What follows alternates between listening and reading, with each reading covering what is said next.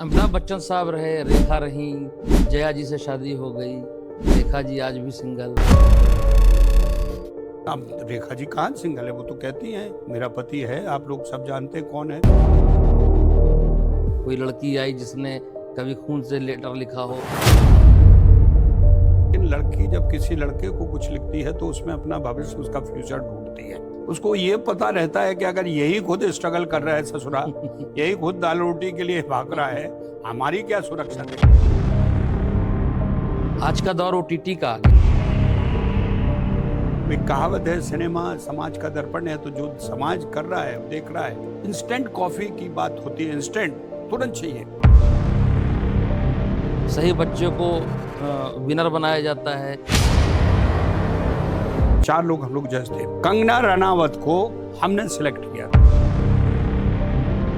तो ये कहाँ नहीं होता है, ये सब जगह होता है। फिल्म फेयर के बारे में तो आमिर खान ने कहा कि मैं पैसे नहीं दे पाया तो अवार्ड नहीं मिला मुझे। कड़े काज आ जाए वो अलग बात है, लेकिन कंकड़ आप चने के रूप में नहीं बेच सकते हो। थोड़ा फेवर होता है। हाँ, मतलब उतना फेवर होता है कि जरा ध्यान रखने वाला।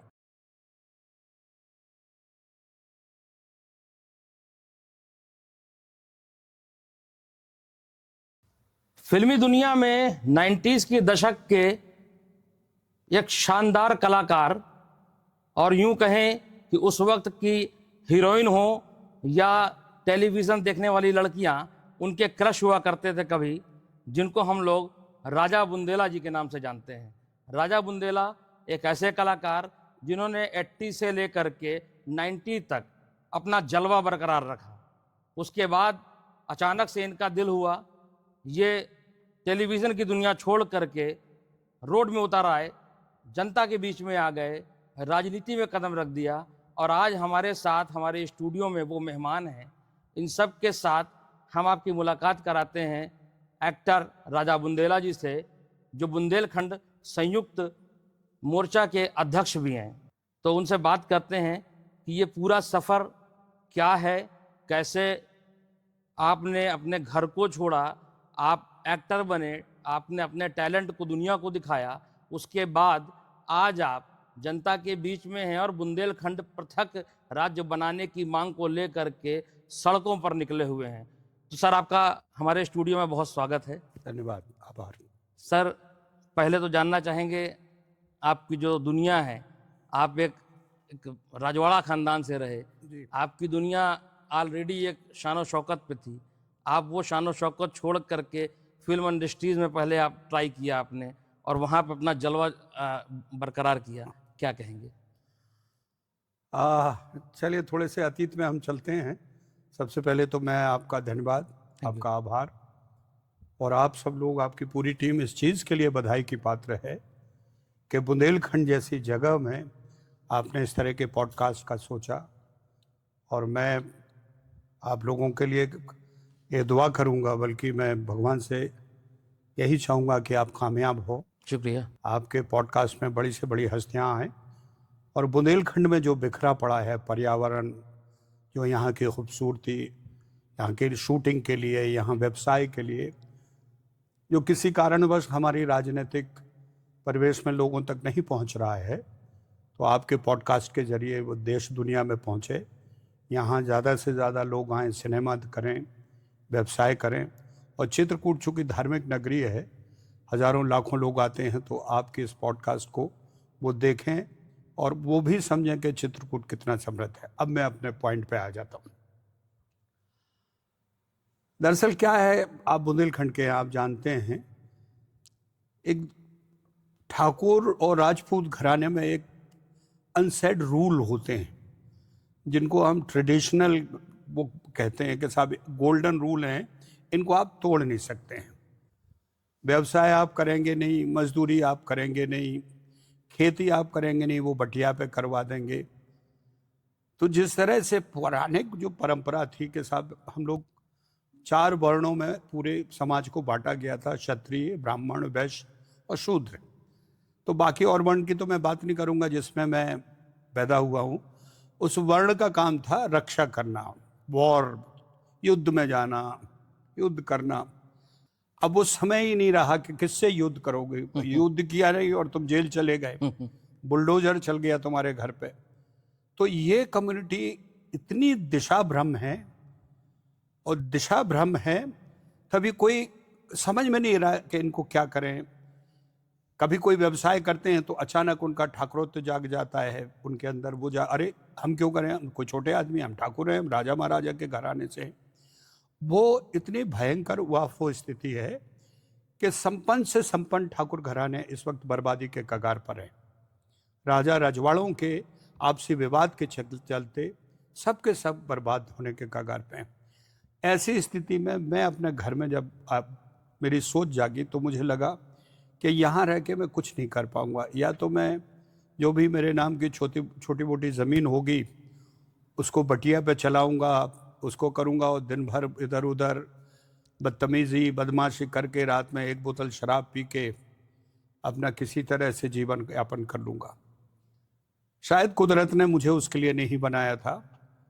और सोच समझ के जब बहुत विवाद हुआ मेरे पिताजी और परिवार में, मेरे नाटक को लेके, मेरी दूसरी गतिविधियाँ जो बहुत ज़्यादा मनोरंजन के साथ जुड़ी हुई थी, विवाद हुआ, तो मैंने जो समझौता था घर से निकला, फिर ग्वालियर आया।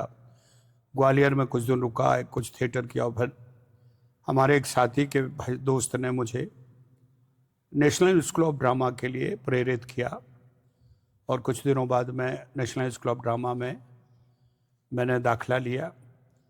लेकिन उस दाखिले में दिक्कत ये थी कि वहाँ पूरी की पूरी जो ट्रेनिंग थी वो अंग्रेज़ी में थी। मैं और रघुवीर यादव दोनों हम एक साथ के हैं। रघुवीर यादव यहाँ मध्य प्रदेश के एक बॉर्डर के हैं और नौटंकी पे काम करते थे, लेकिन वो हमसे बेहतर कलाकार हैं, गायकी में, एक्टिंग में भी, स्टेज क्राफ्ट में भी। थोड़ा बहुत मेरा उस ज़माने में योगा और वो सब ठीक था, तो दोनों के अलग अलग स्तर पे एडमिशन मिल गए। लेकिन जैसे ही क्लासेस शुरू हुई है तो हम पे आप ये सोचिए कि वज्रघात टूट पड़ा। अंग्रेज़ी में क्लासेस होती थी, अंग्रेज़ी हमारे बाप दादाओं ने नहीं पढ़ी, हम तो छोड़िए। बल्कि मैं आपको बता दूं 1982 में अंग्रेज़ी विरोधी एक आंदोलन शुरू हुआ था उत्तर प्रदेश में, अंग्रेज़ी हटाओ देश बचाओ, उसके हम अगुआ थे। अब वहाँ सामना करना पड़ा सब्जेक्ट का।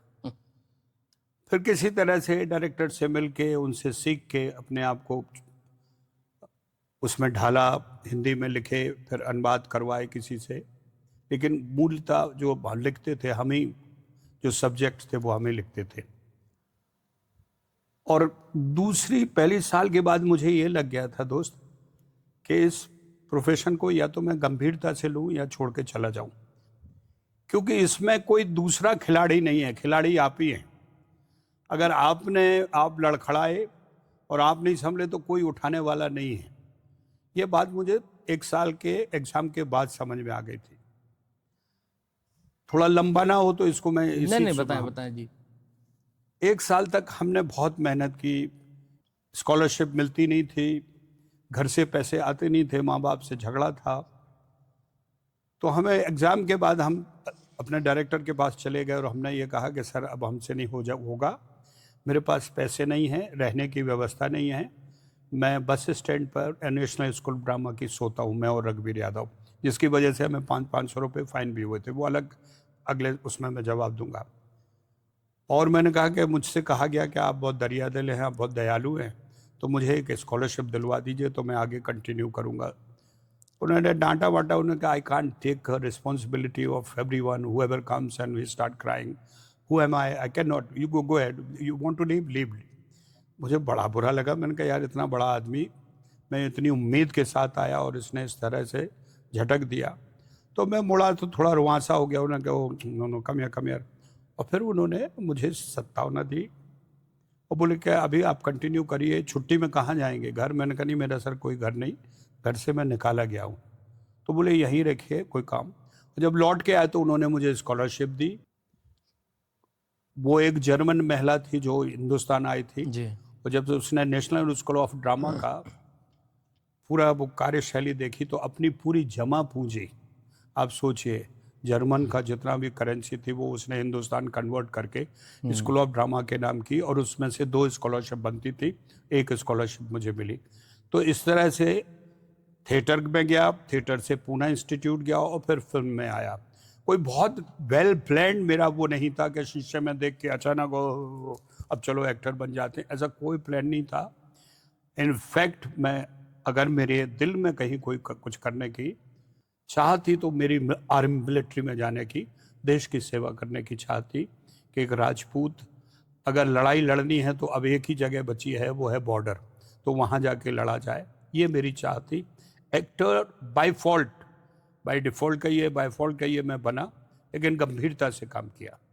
तो देश के हीरो आप तब भी बनना चाह रहे थे और अब भी देश के हीरो बने, आप हीरो हैं। आपने बचपन में कोई ऐसा सपना देखा हो जिसको आपने फिल्मों में उतारा हो और उसमें काम किया हो? एक दो भूमिकाएं ऐसी थी जो मैं करना चाह रहा था। जैसे एक, मैं कृष्ण को बहुत मैं पूर्ण अवतार मानता हूँ। मैं हूँ भक्त राम का। मेरे जो प्रभु हैं वो राम हैं। लेकिन आज के जीवन में, मानव जीवन में, अगर मैं किसी को अपने में उतारना चाहता हूँ तो मैं कृष्ण को। तो कृष्ण के मुझे 2 बार काम करने का मौका मिला। एक नरसिंह मेहता करके एक फिल्म बनी जिसमें सुधीर दलवी जी नरसिंह बने थे, मैं कृष्ण बना था, और उसमें एक भूमिका आलोकनाथ जी ने भी की थी। दूसरी मिथुन चक्रवर्ती के साथ परमात्मा बनी जिसमें मैंने कृष्ण की भूमिका की थी, और वो मेरा एक स्वप्न था। बाकी विवेकानंद जी मेरे बहुत जीवन के निकट हैं, तो मैं कभी सोचा था कि विवेकानंद का चरित्र मुझे करने को मिले। हाल ही में एक फिल्म बनी है एलेक्स हिंदुस्तानी, उसमें मैंने मेरे एक और हीरो जो जीवन में मैं जिनको जीता हूँ और जिनको मैंने सोच के मैं बुंदेलखंड आंदोलन में आया हूँ, वो चंद्रशेखर आज़ाद। तो वो मैंने वो 2 भूमिका की। वैसे हमारे हिंदू शास्त्र में, हमारी माइथोलॉजी में, हमारे साहित्य में इतने चरित्र ऐसे हैं जिनको आप एज एन एक्टर जीना चाहते हैं। वो संभव नहीं है, लेकिन हाँ 2-3 भूमिकाएं जो मैंने की हैं मैं उनके करीब रहा हूँ। परमात्मा का एक मैं किस्सा सुनाई देता हूँ, आप उसमें बहुत इंटरेस्ट होगा आपको। सिनेमा में हम लोग ड्रिंक करते हैं, वो कोई बहुत बड़ा दोष नहीं माना जाता है। जब मुझे कृष्ण का रोल मिला, बहुत ऑडिशन के बाद उन्होंने, आप सोचिए, नीतीश भारद्वाज को इसलिए नहीं रिजेक्ट किया कि वो कृष्ण नहीं लग रहे थे, उनको चाहिए था कोई फ्रेश फेस। नीतीश तब तक पॉपुलर कृष्ण के रूप में हो चुके थे।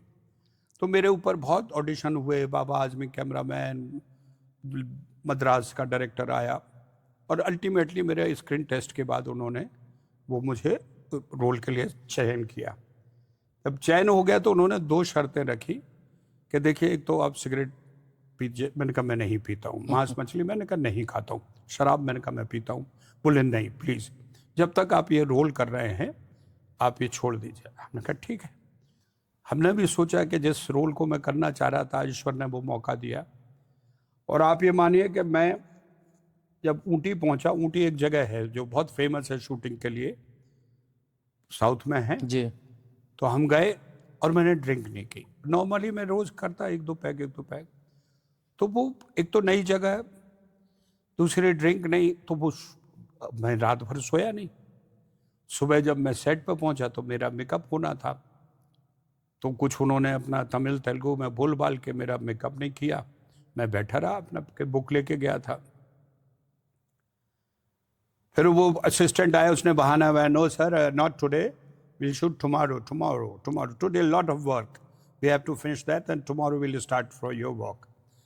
नेक्स्ट डे फिर हुआ, मेरा नहीं आई नींद, तो वो मेरी थोड़ा चेहरा सूजा हुआ था, आंखें थी, तो बैठा रहा। शाम को 4:30-5 बजे वो फिर उन्होंने मना कर दिया, no sir tomorrow, not today. Third day उनको मेरी शूटिंग करनी पड़ी। खैर जैसे तैसे उन्होंने बहुत पैच लगाए और मेरी शूटिंग हुई। 7 दिन का मेरा काम ख़त्म हुआ। जब मैं जहाज़ में बैठने लगा तो वहाँ की परंपरा है, प्रोड्यूसर आपको बचे कुछ पैसे उस टाइम के वो दे देता है। उसने मुझे दिए और बोला, sir we are very upset, my director is upset, I am upset, whole unit is very upset. मैंने कहा क्यों सर, क्या हुआ? मैं भी डर गया। Sir you have been drinking every day, you can see on screen और eyes were coming puffing and.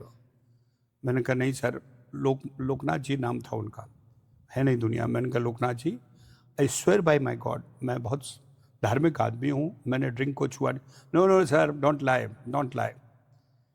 और खैर हम जहाज़ में बैठे और हम चले आए। मुझे भी लगा कि हे प्रभु, मैंने जो सच्चा, अब साहब मैं भूल गया फिल्म, और मुझे दुख भी हुआ। कुछ 6 महीने बाद इनका फ़ोन आया, मुझे लगा इन्होंने मुझे निकाल दिया है। Sir, the film has to be shot in Madras, not in Ooty, और you have to come for at least a week और 10 days। हमने कहा हाँ सर। मैंने कहा व्हाट अबाउट माई मनी? और money you will get it. कुछ पैसा बाकी था। मैं, सर आप बिलीव मानेंगे, उन दिनों जहाज़ में शराब मिलती थी। वो एक दालमिया एयरलाइंस वगैरह सब आई थी, आपने शायद कभी नहीं वो उसको, तो जहाज से ही मैंने पीनी शुरू की। और रात में मैं 1 बजे सेट पे पहुंचा, मैं कस के बिल्कुल टुन्न था। और उन्होंने हमें डायलॉग दिए, हमने याद किए, डाढ़ डाढ़ शूट हुआ। वो उन दिनों रात की ही शूटिंग थी, रोज रात में पी के जाऊं और रोज रात में शूटिंग हो। 7 दिन की जब शूटिंग खत्म हुई तो वो प्रोड्यूसर आया, बोला sir thank you, this time you have not drunk again a single pack, आपने बिल्कुल नहीं पिया है, थैंक क्या यू बात वेरी है। मच। तो ये सिनेमा होता है। तो इस तरह से वो एक दौर था जब हम लोगों ने किया, लेकिन बढ़िया है, वो फिल्म चली। और परमात्मा में मिथुन ने बहुत गजब भूमिका निभाई थी, और मुझे भी अच्छा लगा वो वैसी फिल्में करके। सर, बहुत अच्छा आपका करियर देखा हमने, आपकी खबरों को भी आपकी मूवीज़ भी देखी, आपको खबरों में भी देखते रहे, बचपन से देखा आपका। बच्चन साहब के साथ भी रोल रहा, गोविंदा के साथ भी रहा, मिथुन दा के साथ भी रहा, माधुरी जी के साथ भी रहा। कैसा आपका अनुभव रहा इन सब के साथ काम करके? बच्चन साहब आज भी काम कर रहे हैं। देखिए, हर आदमी के काम करने का बिल्कुल अप्रोच अलग है, तरीका अलग है, और हर हर कलाकार एक अपना इमेज और अपना ऑरा लेके आते हैं। अब जैसे आप गोविंदा की बात करें, गोविंदा जी से बेहतर मैं अभी भी बिल्कुल होश हवास में कहता हूँ, कोई बेहतर कलाकार है नहीं।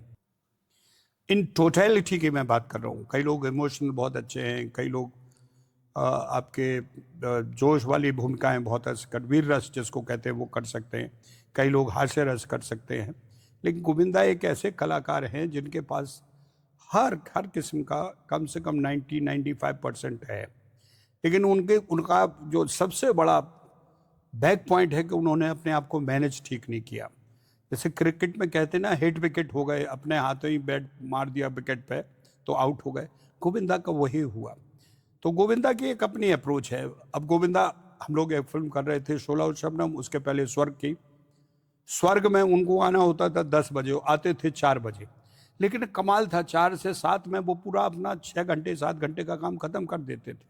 इतना फास्ट याद करना। लेकिन उन 6-7 घंटों में जो उनके साथी, जो उनके को एक्टर, टेक्नीशियंस, वो सब जब देखते थे कि 6-6 7-7 घंटे, तो वो आगे जाके बदनामी करते थे, अरे वो तो टाइम पे नहीं आता, ये नहीं आता। वो उस बात को नहीं कहते थे कि वो लेट भी आता है लेकिन टाइम पे काम करता है। इसके अब भरत, अमिताभ बच्चन जब सेट पे आते थे, शशि कपूर जब सेट पे आते थे, अमिताभ जी अभी भी जब सेट पे आते हैं तो लोग घड़ियां मिला लेते हैं कि माय गॉड। और कोई से की मजाल, अब बीच में ऋषि कपूर जी भी है, अभी रणबीर कपूर में, अक्षय कुमार हैं आज के दौर में, किसी की मजाल, सब 9 बजे का अगर शिफ्ट है तो 8:30 बजे लोग पहुंच जाते हैं। क्योंकि अमिताभ बच्चन 9 बजे मेकअप करके सेट पे बैठ जाते हैं, आपको कहीं कोई गुंजाइश ही नहीं होती कुछ कहने की। हमने तो 1-2 फिल्में की है तो मुझे अपना अनुभव पता है। तो हम लोग डायलॉग्स याद, कपड़े, मेकअप, एवरीथिंग। तो ये एक उनका अलग तरीका है, उनका बिल्कुल अप्रोच अलग है। सेट पर रहेंगे, कमरे में नहीं जाएंगे, वैनिटी वैन में नहीं जाएंगे, परफॉर्म करते हुए आपको देखेंगे, आपकी क्या परफॉर्मेंस है उस हिसाब से वो अपने आप को तैयार करते हैं। राजेश खन्ना जी का एक बहुत नवाबी अंदाज था, चूँकि उनको कुदरतनी वो मिला था, वो ऑरा था उनका कि हर लड़की मरती थी, लड़कियां खून से लिखती थी, और उन्होंने जो किया वो अदा बन गई। तो वो एक अप्रोच थी, और धीमे धीमे वो डाउनफॉल भी हुई। क्योंकि एक ही अदा, जब तक उसको एक ही तरह का आप खाना खाएंगे, उसको जब तक वैरायटी नहीं देंगे तो ऑडियंस को भी नहीं लगता। तो काका जी जैसा सुपरस्टार, आप देखिए ना बाद की फिल्मों का क्या हाल हुआ। और जो कि अमिताभ बच्चन ने आज भी अपने आप को बदला है। आज भी वो कभी पनीर भाजी बन जाते हैं, कभी वो सब्जी बन जाते हैं, कभी कुछ। सो वो वेरिएशन उनके पूरे व्यक्तित्व में रहा, उन्होंने कभी अपने आप को बांधा नहीं। और जहाँ जहाँ राजेश खन्ना नहीं बांधा, वहाँ वो सुपर डुपर हिट रहे। जैसे हमारे साथ भी फिल्म जो उन्होंने स्वर्ग की थी, उसमें एक ऐसे नायक की भूमिका की थी जिसके भाइयों ने धोखा दिया और बर्बाद किया। तो जहाँ वो अपने उस इमेज से निकले वहाँ वो निकल गए। और धर्म जी का तो खैर एक हीमैन रहे, उनका तो कोई मुकाबला था ही नहीं, उनके सामने कोई कंपटीशन भी नहीं था उस किस्म का रोमांटिक बोहेमियन। और वही सनी देओल का भी अंदाज है, जैसा आपने पूछा, सनी देओल की अपनी एक पर्सनैलिटी है, उस पर्सनैलिटी में वो थोड़ा बहुत ऐड कर देते हैं तो वो सक्सेसफुल हो जाता है। आपके करियर में कोई, जैसे बताया राजेश खन्ना साहब के बारे में कि लड़कियां खून से पत्र लिखती थी, आपके करियर में कभी कोई ऐसी तस्वीर आई, कोई लड़की आई जिसने कभी खून से लेटर लिखा हो, कभी आपसे? हम गांव देहात के लड़के हमें अच्छी खासी अंग्रेजी आती भी नहीं थी, 5 फीट 9-7 इंच के आदमी। हमारा देखिए क्या होता है, एक लड़कियों को अपना भविष्य सुरक्षित देखना होता है। अब वो मजाक के तौर में कुछ भी करें, लेकिन लड़की जब किसी लड़के को कुछ लिखती है तो उसमें अपना भविष्य, उसका फ्यूचर ढूंढती है। उसको ये पता रहता है कि अगर यही खुद स्ट्रगल कर रहा है ससुरा, यही खुद दाल रोटी के लिए भाग रहा है, हमारी क्या सुरक्षा देगा। वो हीर रांझा वाला जमाना आप छोड़ दीजिए, लैला मजनू वाला। अगर लैला ने मजनू को देख लिया हो तो जीवन भर नहीं वो मोहब्बत करते, वो इतने एक दूसरे। तो आज के दौर में बहुत प्रैक्टिकल है। विकास दो ऐसी मोहब्बतें हुई जिनको मैं कह नहीं सकता हूँ, लेकिन हाँ इस तरह से कोई अंधभक्ति नहीं हुई, ऐसा वन साइडेड लव नहीं हुआ। एक हुआ तो उससे मेरी शादी हो गई और वो हम लोग घर बसा के अपने बच्चे पैदा करके सुखी हैं भाई। अब वैसे किस्से ऐसा है कि किसी कोई अब घर बस गया है किसी का, अगर मैं उसका नाम ले लूं, एक ऐसा किस्सा ज़रूर था कि मैं बहुत मोहब्बत में था और वो किसी से, उनका डिवोर्स होने वाला था और हम लोग साथ साथ काम कर रहे थे। तो एक फिल्म करने हम जा रहे थे, वो स्टेशन छोड़ने आई, उन्होंने कहा तुम रुक नहीं सकते हो। अरे मैंने कहा यार कैरियर का सवाल है, मैं फिल्म का हीरो हूँ, मुझे जाना है, पंजाब जाना था। बोली मेरे लिए इतना भी नहीं कर सकते हो। तो मैं उतर गया और मैं स्टेशन से उसके घर चला गया। वो बेचारा प्रोड्यूसर रोया, उसको किसी को 11th आवर पे नया एक्टर ढूंढना पड़ा। वही जिंदगी का एक मैंने अपने प्रोफेशन के सामने साथ में गुस्ताखी की, अपने प्रोफेशन को धोखा दिया। हो सकता है शायद मुझे ईश्वर को और आज के लिए जाना होगा, लेकिन उस वजह से आप अगर अपनी रोजी रोटी और अपने व्यवसाय को लेकर अगर बदमाशी करोगे तो you will get it return. आप देखिए जितने भी एक्टर आज बैकडोर पे आ गए हैं, उन्होंने कहीं ना कहीं अपने प्रोफेशन को बहुत गंभीरता से नहीं लिया।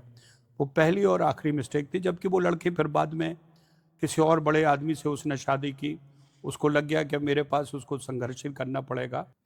तो ये महिलाएं जो होती हैं बहुत व्यवस्था ढूंढती हैं, वो बहुत सस्ता अपने आप को नहीं जाने देती हैं। अमिताभ बच्चन साहब रहे, रेखा रही, जया जी से शादी हो गई, रेखा जी आज भी सिंगल, क्या कहें? अब रेखा जी कहाँ सिंगल है, वो तो कहती हैं मेरा पति है। आप लोग सब जानते हैं कौन है, पत्रकारों से कहती। पत्रकारों ने जब पूछा कि आप मैडम मांग भरे हुए हैं, कौन है आपका पति, बोले क्या मुझे बताना पड़ेगा मेरा पति कौन है, पूरी दुनिया जानती है। और ये पूरा फिल्म इंडस्ट्री इस बात को मान के बैठी है, हिंदुस्तान का हर आदमी मान के। अब आप अनजाने बन के मुझसे कहलवाना चाहे तो रेखा जी निश्चित तौर पर ये मान के बैठी हैं कि उनका स्वामी है और वो वही है उसी फिल्म इंडस्ट्री में, और जिसको वो पूजा करती हैं, जिसको वो मानती हैं। और वो एक मोहब्बत थी भी, वो बड़ी परवान चढ़ी हुई मोहब्बत थी। वो जया जी अपनी जगह है, लेकिन रेखा और अमिताभ जी की मोहब्बत पूरी इंडस्ट्री को पता है और जानते हैं। अमित जी को मैं एक लाइन में डिस्क्राइब कर सकता हूँ, मतलब पर्सनैलिटी को, कि Amit ji almost a perfect actor, a perfect gentleman. Amit ji को आपको कुछ बताना ही नहीं पड़ेगा, आपने देखा नहीं है राजा है, मतलब इतने मिलनसार, इतनी मोहब्बत। और वही जया जी का है उल्टा, जब तक अगर जया जी को आपने पहले नमस्ते नहीं की तो वो ना भूल गए क्या। सर आप बड़े पर्दे में काम किया आपने, आज का दौर ओटीटी का आ गया, कितना बदला इंडस्ट्री में काम, कैसे ओटीटी में अब लोग जो है देख पा रहे हैं, फिल्म इंडस्ट्रीज की पूरी तरकीब बदल गई, क्या कहेंगे? नहीं, बदलाव केवल सिनेमा में नहीं हुआ है, बदलाव तो पूरी परिवेश में उठा के देखिए, आपके समाज के रहने खाने में देखिए, आपकी व्यवस्था में देखिए, आप अपने देश मुल्क की प्रोग्रेस में देखिए, आदमी के व्यवहार में देखिए, और वही बदलाव सिनेमा कैरी करता है। एक कहावत है, सिनेमा समाज का दर्पण है। तो जो समाज कर रहा है, देख रहा है, इंस्टेंट कॉफी की बात होती है, इंस्टेंट तुरंत चाहिए। अभी आदमी वो पेशेंस नहीं रहा।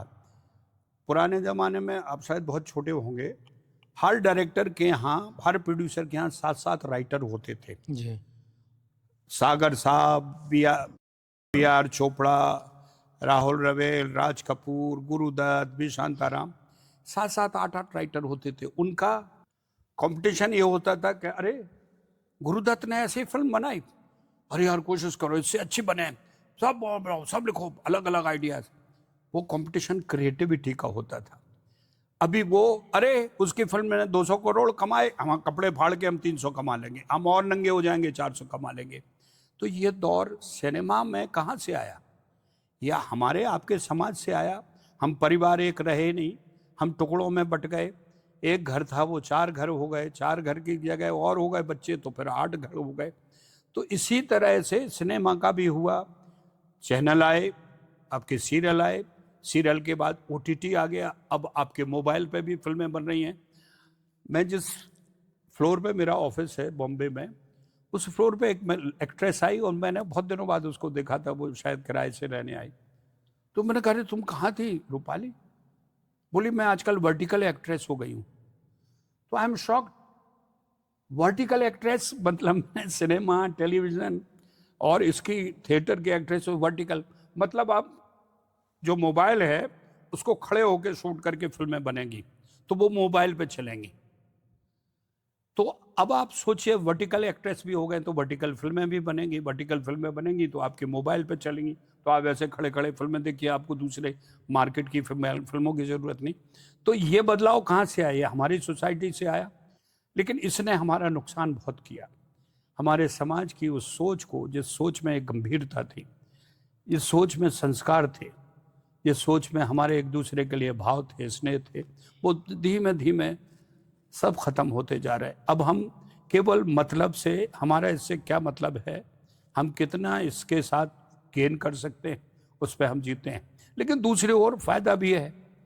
अगर आप देखें उस पॉइंट ऑफ व्यू से कि आधा ग्लास भरा है, आधा खाली है, तो कुछ फायदे भी हैं कि अब हम तरक्की के साथ जुड़ रहे हैं, AI आ गई है, हम और आगे बढ़ेंगे और कुछ होगा, तो हमारे बच्चों को रोजगार मिलेगा, हम नई चीज़ से इन टच रहेंगे, हमें नया कुछ सीखने को मिलेगा।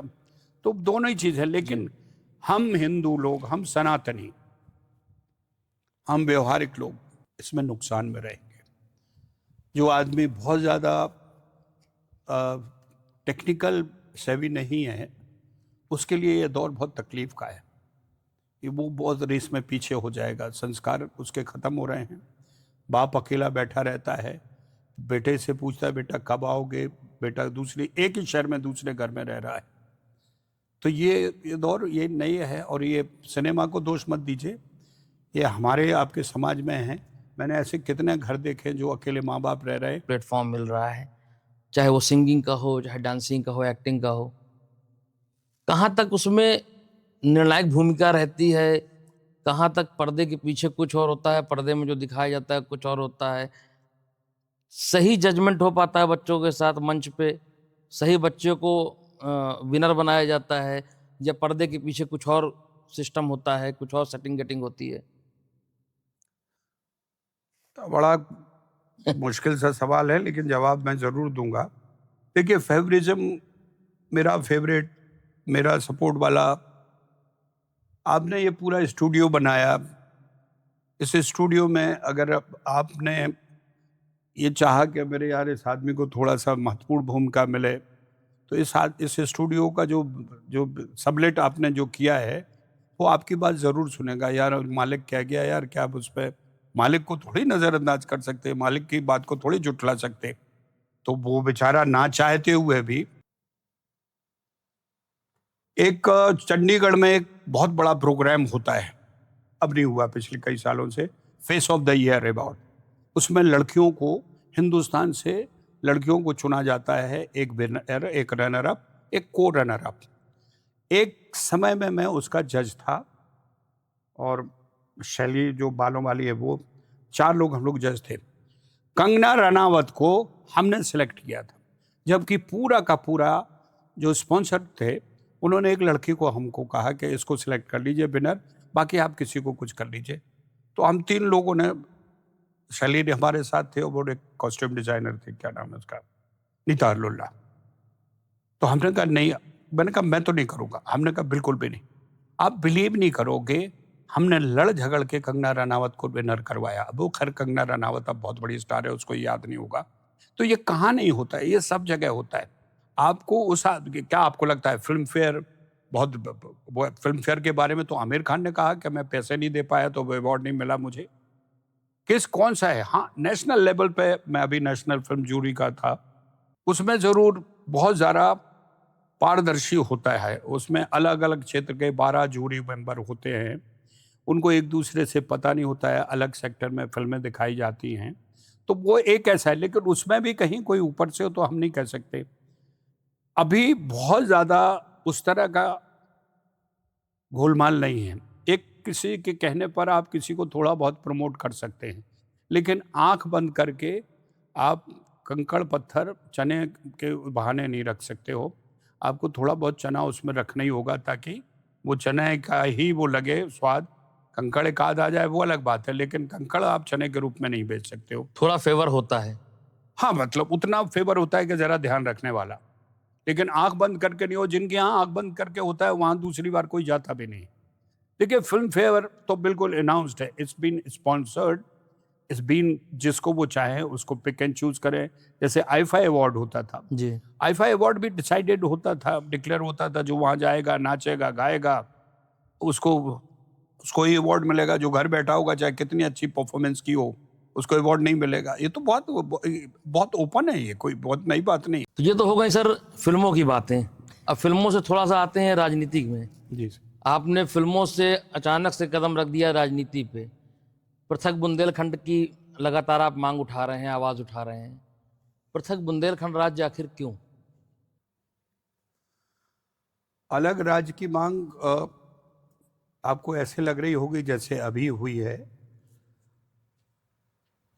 आज़ादी के पहले इस देश में एक भूभाग था जिसका बुंदेलखंड के नाम से जाना जाता था। अंग्रेजों के समय भी था, मुगलों के समय भी था।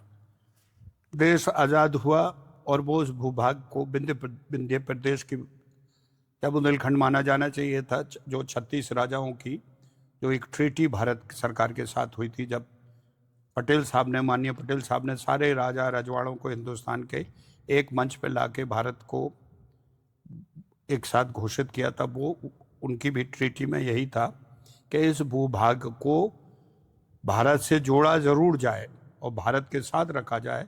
हम भारत के संविधान के साथ हैं, लेकिन निश्चित तौर पर इस भूभाग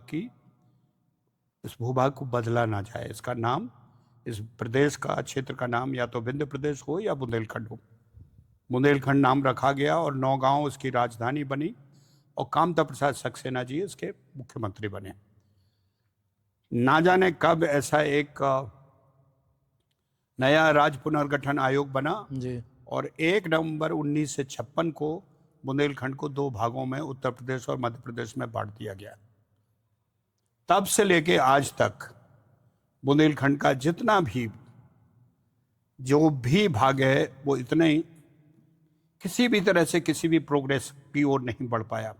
कहते जरूर हैं सबका विकास, सबका साथ, समूचा विकास, लेकिन नहीं हुआ। हम गरीबी रेखा के में 58% हैं, 67% हमारे यहाँ पलायन है, 48% हमारे यहाँ अशिक्षा है। हम कोई नई चीज़ नहीं मांग रहे, हम वो भूभाग मांग रहे हैं जो भूभाग अंग्रेज़ों के समय में था, जो मुगलों के समय में था, और जो आपने खुद आज़ादी के समय कई सालों तक उसको आपने रखा। वो क्यों तोड़ा गया? अगर तोड़ा गया तो चलिए हमें समझ में आ गया, कोई वजह होती चलिए वो भी हमें समझ में। ये 7 नदियों का पानी यहाँ से निकल के जाता है, कानपुर, लखनऊ, दूसरी जगह जाता है। हमारे यहाँ सूखा का नाम दिया जाता है। हम 4 जगह बिजली बनाते हैं, बिजली यहाँ से आप ले जाते हो, हमारे यहाँ बिजली भी नहीं है। हमारे जितना भी खनिज है, बालू, ग्रेनाइट, सजर पत्थर, ये सब के सब जा रहे हैं। जहाँ पे भी हमें 4 पैसे मिल रहे हैं वहाँ पे मिलते नहीं है, वो उत्तर प्रदेश के खाते में जाते हैं। केंद्र जीएसटी का 10% हर स्टेट को देता है। जितनी तादाद में यहाँ का पैसा जाएगा वो उसकी तादाद में, उसके एवज में 10% आपको स्टेट को मिलता है। 403 की विधानसभा में हमारे पास केवल 19 सदस्य हैं।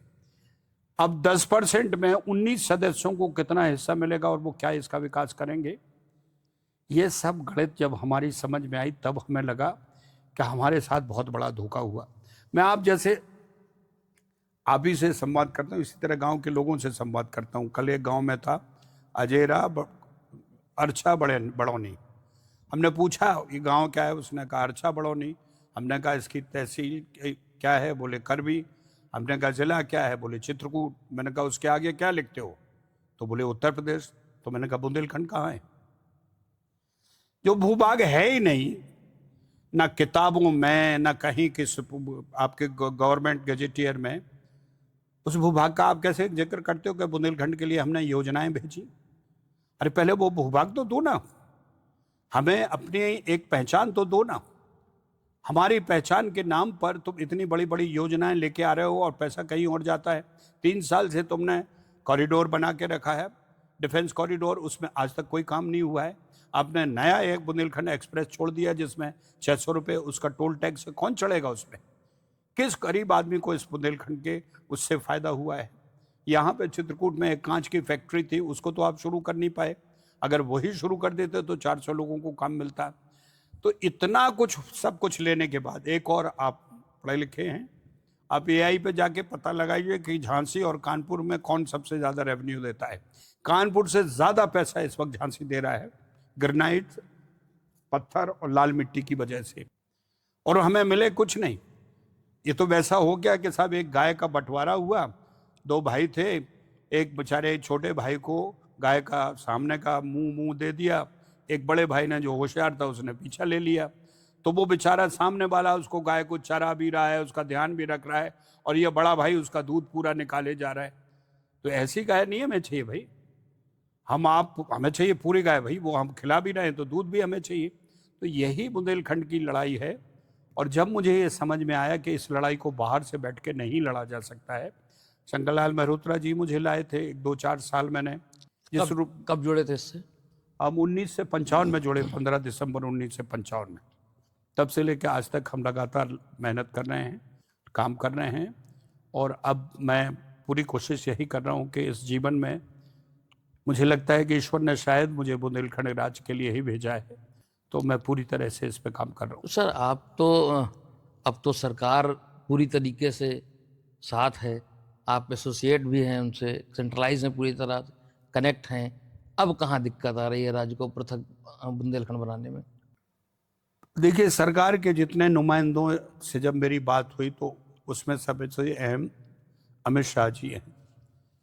अमित शाह जी का ये कहना रहा है, और आज भी मैं समझता हूँ क्योंकि मैं थोड़ी बहुत राजनीति में दखल देता हूँ, राज्यसभा में आज भी भारतीय जनता पार्टी का बहुमत नहीं है।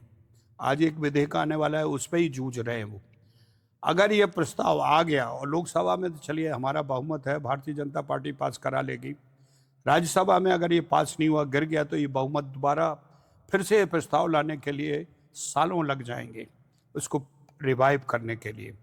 भय यही है कि जब तक अगर पूरे कॉन्फिडेंस के साथ राज्यसभा में फुल आपका बहुमत नहीं आता, तब तक इस प्रस्ताव को लाने में, क्योंकि ये इसको दूसरा पहलू भी समझिए जो मैं समझ सकता हूँ, जो जनता को मैं कह रहा हूँ, ये 5 करोड़ की आबादी वाला सवाल है। ये देश की 140 करोड़ आबादी वाले लोगों का सवाल नहीं है। आज जैसे नीट पर बहस चल रही है, इसी तरह से राम मंदिर पे चल रही थी, इसी तरह से 307 पे चल रही थी, 370 पे चल रही थी, वो देश के अहम मुद्दे हैं। और यही उन्होंने भी कहा, अमित शाह जी ने, गृह मंत्री जी ने भी कहा था कि हमारे साथ इस वक्त दूसरी ऐसी समस्याएं हैं जो प्रायोरिटी पे, प्राथमिकता पे हमारा छोटा राज्य इस वक्त नहीं है। वो एक समस्या है, एक आप लोगों की है, उस पर भी चर्चा होगी। दूसरा जो हमें उम्मीद है वो इस बात की उम्मीद है कि भारतीय जनता पार्टी के ही राज्य में 3 राज्य बने थे, झारखंड, उत्तराखंड और छत्तीसगढ़, और वो उन्होंने सबकी सहमति से बनाया। जिन जिन का विरोध था उनके विरोध को सुना भी नहीं। जैसे यहाँ पर माननीय मुलायम सिंह जी की सरकार थी और वो छोटे राज्यों के धुर विरोधी थे। उन्होंने कहा ये मेरी लाश पे बनेगा, तो उन्होंने चिंता मत करिए, हम बनाए देते हैं। उत्तराखंड अब लाश पे नहीं होगी। उत्तराखंड बना, वहाँ पे झारखंड, बिहारी लालू जी थे, उनके विरोध के बावजूद बना। ममता बनर्जी विरोध कर रही थी, उनके विरोध के बावजूद बना। केवल छत्तीसगढ़ में एक सहमति बनी कांग्रेस और भारतीय जनता पार्टी की, उसमें भी दिग्विजय सिंह बहुत सारे अपने अपोनेंट्स को मध्य प्रदेश से निकाल के भेजना चाह रहे थे। तो मुझे जो और हमारे साथियों को जो एक इस बात का तसल्ली है, इस बात की सेटिस्फेक्शन है कि ये पार्टी छोटे राज्यों से मुकर नहीं रही है। जैसे साफ मना करती कि हमें कोई छोटे राज्य नहीं चाहिए। कांग्रेस का बहुत ढुलुक मुलुक रवैया है। हमने खुद राहुल जी से बात की, पहले छोटे राज्यों की बात करते रहे, फिर कहीं नई डेवलपमेंट की बात करेंगे। शिवसेना उद्धव ठाकरे की मानती नहीं है। माननीय आपकी बहन जी ममता बनर्जी ने साफ मना किया। तो जो लोग किसी समय में भाजपा के साथ थे राज्यसभा में, अकाली में गुरुद्वारे अकाली श्रोमणी की बात कर रहा हूँ, वो पहले साथ थे, लेकिन वो भी बुंदेलखंड वो छोटे राज्यों को लेकर नहीं साथ हैं, क्योंकि उनका अनुभव हरियाणा और पंजाब का है। तो वो भी इस बात के लिए सहमत नहीं है कि देश को और छोटे राज्यों में बांटा जाए। इसीलिए उस वक्त भी नहीं वो ला पाए और अभी भी वो डर रहे हैं। और मेरा दावा है कि जिस दिन परसिमन हो गया, जिस दिन जो परसिमन का भी बिल आने वाला है, तो ये सब 403 के जो सदस्य हैं वो 700 तक पहुंचेंगे। 80 जो हमारे लोकसभा के हैं वो हमारे 120 से 130 तक पहुंचेंगे। और दूसरी अहम भूमिका होगी महिलाओं की। 33% जब महिलाएं इसमें जुड़ जाएंगी इसी में, तो उन महिलाओं की महती भूमिका होगी कि वो छोटे राज्यों के पक्ष में हमारी बात करें। इस बात को हम ध्यान में रखकर इस आंदोलन को चला रहे हैं। तो जब चुनाव आता है तब पृथक बुंदेलखंड राज्य क्यों याद आता है? अब ये तो आप उन लोगों से पूछिए जो अभी शुरू हुए हैं, और हम तो 2024 से यह यात्रा शुरू की। 30 साल जीवन का हमने इसी में ही लगा अभी दिया। आपने यात्रा शुरू की है चित्रकूट से, हमने 27 तारीख से। 2024 12 तारीख से हमने शुरू की, अक्टूबर से। यह यात्रा जिसको गांव गांव पाँव पाँव नाम दिया गया है, अभी तक हम 3000 किलोमीटर चल चुके। 12 अक्टूबर से 2024 से हम लगातार चल रहे हैं। 6 जिले हमने कर लिए, 7वां जिला है। यहाँ समाप्त होने के बाद हम दिल्ली में कॉन्स्टिट्यूशन क्लब में प्रेस कर रहे हैं। प्रेस के बाद हम ज्ञापन देंगे प्रधानमंत्री और गृह मंत्री को इसी सेशन में। हम देखिए कोई वो काम नहीं कर रहे हैं जो, और इसमें ऐसा कोई आदमी नहीं है जिसका राजनीतिक बहुत बड़ा लक्ष्य हो। मुझे कोई चुनाव नहीं लड़ना। मैं 50 बार कह चुका हूँ, बुंदेलखंड बनाने के बाद मेरी भूमिका खत्म। मेरे लिए अभी भी सिनेमा जीवित है। लौट के अपना सिनेमा करूँगा, क्षेत्र में देश में अच्छी फिल्में बनाऊंगा और अच्छी फिल्मों से लोगों का मनोरंजन करूंगा और ज्ञान भी दूंगा। जिनके राजनीतिक लक्ष्य हैं, जो चुनाव आते ही शुरू हो जाते हैं, ये चर्चा उनसे आप करिए। हम तो इतने सालों से आपने कभी नहीं सुना होगा, और मैं जनता के साथ बैठता हूँ, पहला संवाद ही ये होता है कि ना मैं तुमसे वोट मांगने आया हूँ, ना मैं तुमसे नोट मांगने आया हूँ, और ना ही मैं तुमसे सपोर्ट मांगने आया हूँ। मैं केवल तुम्हें ये एहसास दिलाने आया हूँ कि बुंदेलखंड नाम की कोई चीज़ नहीं है। अगर बुंदेलखंडी हो तो बुंदेलखंड राज बनाओ, अपना स्वराज माने बुंदेलखंड राज। तो मेरा राजनीतिक इसमें कहीं दूर दूर तक कहीं मेरे साथियों का हो सकता है, उनकी बारे में मैं नहीं कह सकता हूँ, लेकिन मेरा कोई लक्ष्य नहीं। मेरा लक्ष्य सिर्फ बुंदेलखंड राज्य है। फिल्मी दुनिया अलग, उस जॉनर से निकल के आप इस पॉलिटिक्स वाली लाइन पे आ गए। कितना संघर्ष रहा उसमें और कितना संघर्ष आज है इस पृथक बुंदेलखंड में? देखिए दोनों ही फील्ड एक ही तरह के आपसे उम्मीद रखती हैं। आपको बराबर परफॉर्म तो करना है। आप क्रिया में हमेशा रहेंगे। अगर आप परफॉर्म नहीं करेंगे और अच्छा नहीं करेंगे तो सिनेमा में से भी बाहर हो जाएंगे। और ये खैर मैं राजनीति में तो नहीं हूँ, लेकिन हाँ यहाँ पर भी अगर आपको पहचान बनानी है तो कॉन्स्टेंटली आपको ऐसा काम करना पड़ेगा जो जनता की नज़र में रहे, जनता आपके लिए जागरूक रहे, जनता आपको लिए होशो हवास में रहे कि हाँ यार ये लगा है, ये कर रहा है, इससे ये करने की कोशिश में हो या ना हो ये दूसरी बात है। लेकिन आपको दोनों जगह बराबर सजग, मुस्तैद और आपको एक्टिव रहना पड़ेगा, तभी आप इसमें सरवाइव कर सकते, वन नहीं कर सकते। पृथक बुंदेलखंड राज्य बनने की क्या उम्मीद है आपको? मुझे लगता है 2027 के पहले बनेगा निश्चित तौर पर। मैंने आपको बताया परसीमन होने के बाद। और दूसरी सबसे बड़ी आप व्यथा देखिए, व्यथा ये है कि 27 करोड़ का उत्तर प्रदेश योगी ही संभाल पा रहे हैं। योगी जी को हेड्स ऑफ कि उन्होंने यहाँ की कानून व्यवस्था को संभाला। दूसरी जो चीज़ें थी, एक दूसरे के प्रति जो द्वेष था वो खत्म किया। लेकिन जिस दिन योगी जी यहाँ से चले गए, इस पूरे प्रदेश का, इस क्षेत्र का भगवान ही मालिक है, कोई सक्षम है ही नहीं।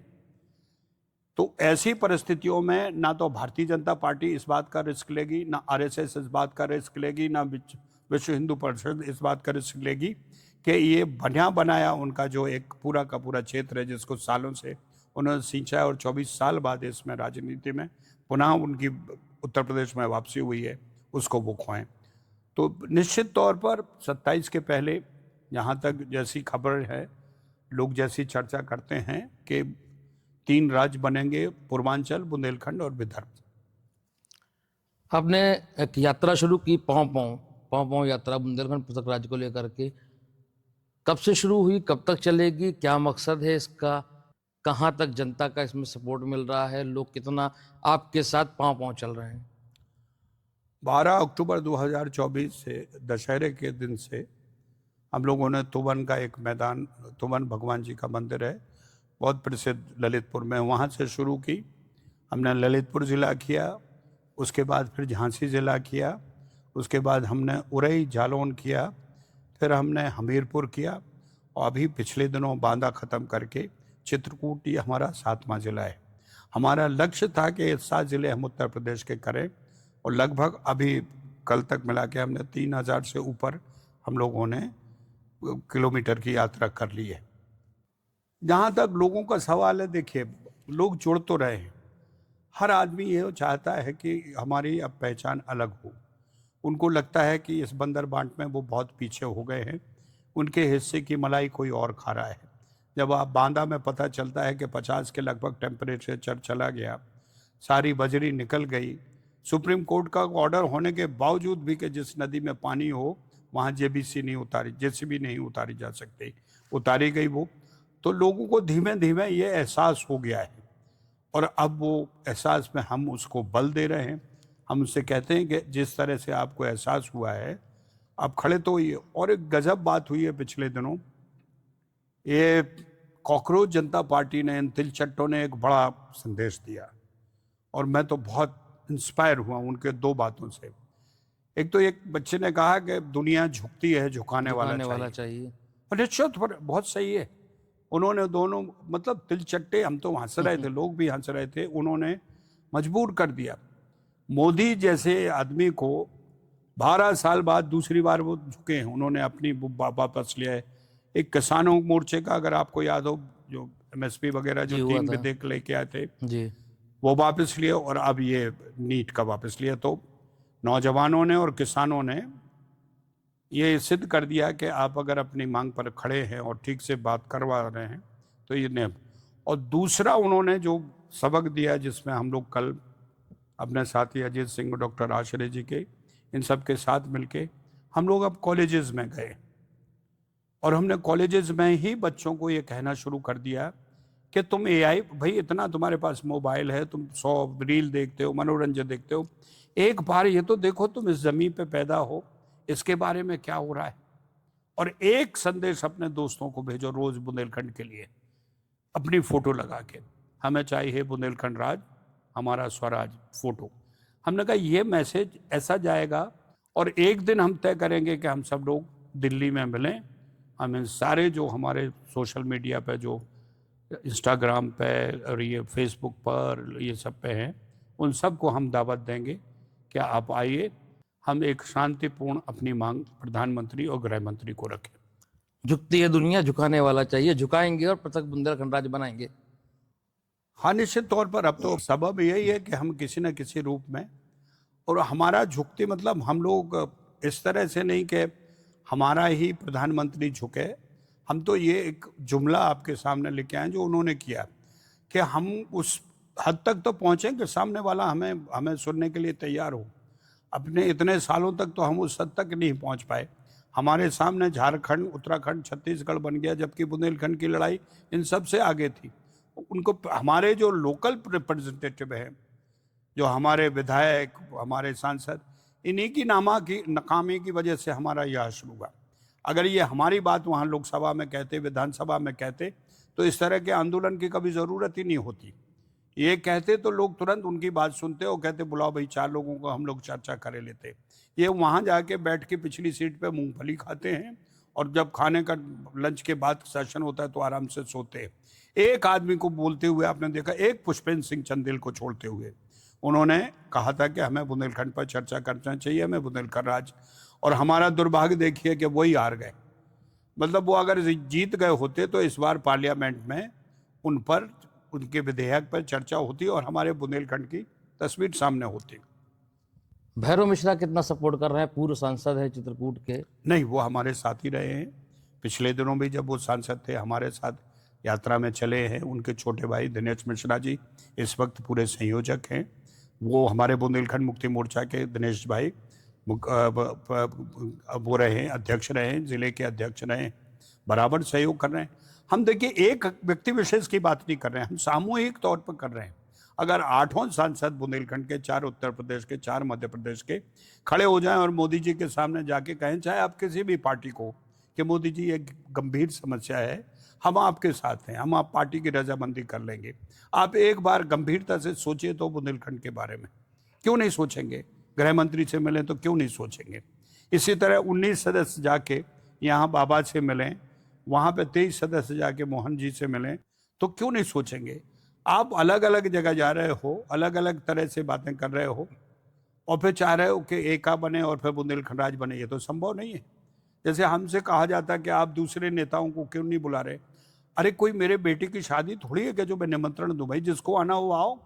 और अगर तुम कहीं और भी इसका कर रहे हो काम, जैसे गंगाचरण राजपूत जी अपना कर रहे हैं, बहुत अच्छी बात है, उधर और भी लोग कर रहे हैं, बहुत अच्छी बात है। हर जगह से, चारों ओर से अगर ये आवाज़ उठेगी तो इसका असर और होगा।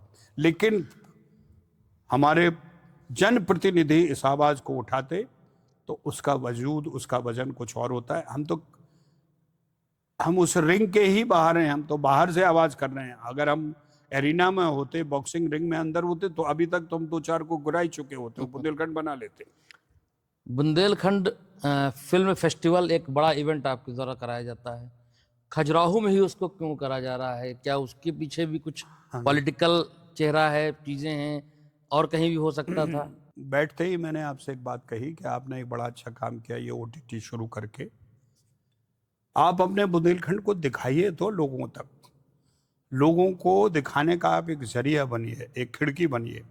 यही मकसद मेरा खजुराहो इंटरनेशनल फिल्म फेस्टिवल करने का था, जो अभी 12वां साल है, 11 साल से हम कर रहे हैं। उस फेस्टिवल को भोपाल, इंदौर करने में पूरी की पूरी ऑफिसर्स वर्क की कवायद हमारे पीछे लग गई। वो उसकी वजह यही थी कि हम बड़े से बड़े कलाकारों को, डायरेक्टर, प्रोड्यूसर को खजुराहो इंटरनेशनल फिल्म फेस्टिवल में लेके आए और खजुराहो के आसपास की जो सुंदरता है वो लोगों को देखें, लोग देखें। वहाँ शूटिंग करने आए तो लोगों को वहाँ रोजगार मिले। वहाँ होटल केवल 3-4 महीने ही चलते हैं, फ्लाइट केवल 3-4 महीने ही चलती है। तो अगर एक 400-500 लोगों का यूनिट जैसा आएगा वहाँ पे, अब हो गया लगातार, अभी चंदेरी में भी शूटिंग हो रही, खजुराहो में भी हो रही, पन्ना में भी हो रही, तो वहाँ के लोकल लोगों को काम मिलता है, रोजगार मिलता है, कलाकारों को काम मिलता है। तो ये मकसद केवल यही था और उस मकसद को सरकार ने सपोर्ट किया। मध्य प्रदेश सरकार ने, केंद्र की सरकार ने, कि आज वो 11 साल हो गए, अभी इस साल 12वां साल है। हम 7 दिन का बहुत बड़े स्केल पर करते हैं। इंटरनेशनल सिनेमा के नद्दे से दूसरे देश के कलाकार आते हैं, फिल्में लेके आते हैं और 7 दिन हम लोग बड़े लेवल पर करते हैं। पॉलिटिक्स से थोड़ा सा फिर एक लास्ट में हम यू टर्न मारेंगे आपकी टेलीविज़न की दुनिया पे। जानना चाहेंगे कि कोई ऐसा आपकी इस पूरे करियर पे कोई घटनाक्रम जो आपकी लाइफ के लिए बड़ा खतरनाक मोड़ रहा हो, अनसेफ फील किया हो आपने किसी शूट पे, किसी जगह पे? सुना था कि शायद कोई आपको छोड़ के भी कहीं राह में चला गया। एक फिल्म थी स्टार, जिसमें कुमार गौरव जी मेन रोल कर रहे थे, मैं उनके साथ था।